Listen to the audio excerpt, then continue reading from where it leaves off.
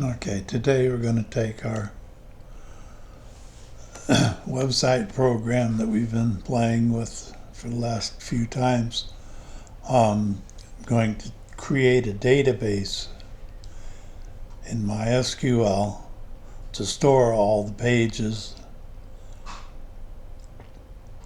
of the website, and we're going to rewrite the code over here to tell it to go get the pages from the database. So the first thing we do in getting all this to work is we come over here and open up our local host on wampserver. And in our local host, we have a choice under aliases called phpmyadmin. And if you're doing this from one of the many internet providers that there are around, they all have access to your databases from your control panel in there too. And I will try to show you how I do that with my host. So next video. So we're going to go right into here, and then we're going to click over here. It says new. And when we click on new, we're going to give our database name website. And we're going to click create. And we're going to add a table called websites within our database called website singular. And we're going to put in 6 columns, I believe. And we're going to hit create, and the first column is going to be ID, and this is an integer, and the length is how many digits you're allowing to show. We're going to keep it small at 6. We're probably never going to need that many. And then we're going to come out over here to the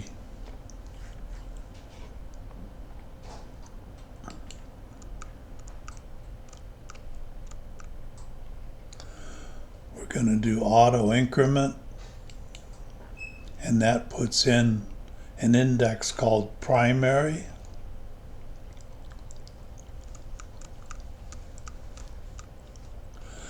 And then our second column, we're going to put in page name, and this is a variable character, and we're going to put 30 characters for a max.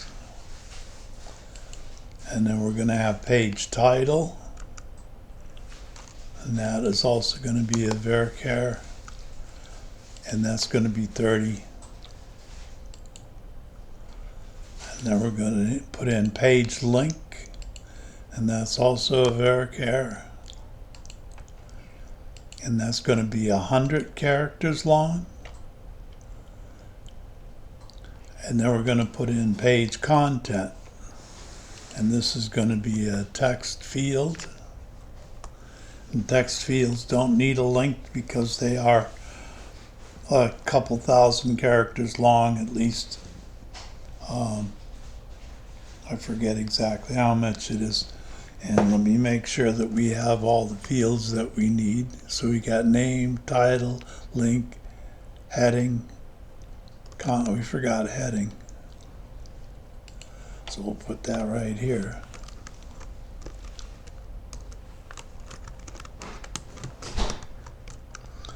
And we'll put that in. We'll do 30 characters for that as well. And then what we want to do is scroll down here, and we want to click on save. And now we have a database with all these fields within it. And we want to insert our first record into here. The ID will, so we don't have to touch that. The page name, and I'm going to go back to my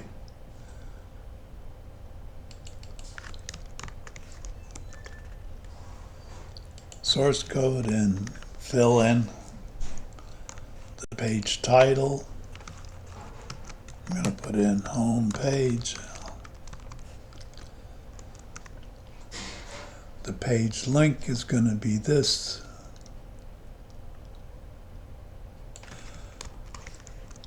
Which is all the HTML required to make it look and work properly.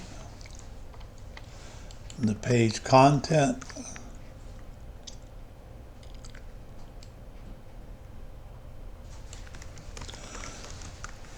We're going to put this in here. And the page.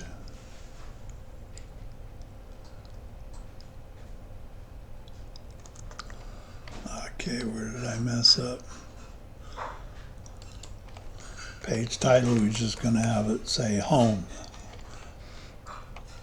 And the page heading is going to be home page.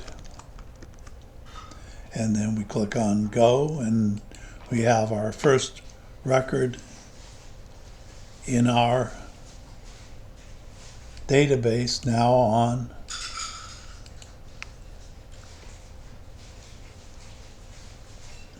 And it shows us this in a table, and I can go back in and edit it now at any time, add anything to it that I want, or change anything on it that I want.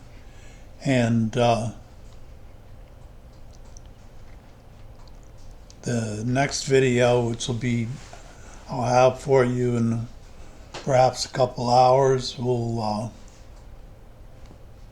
show you how to implement this inside the code so that it opens up the database and displays the pages based upon the same way we worked it before, but instead of drawing the data from data built into the program, it's going to be built into an external database. So I shall be back in a few hours to show you all those things. I hope you enjoyed this, and we'll talk to you soon.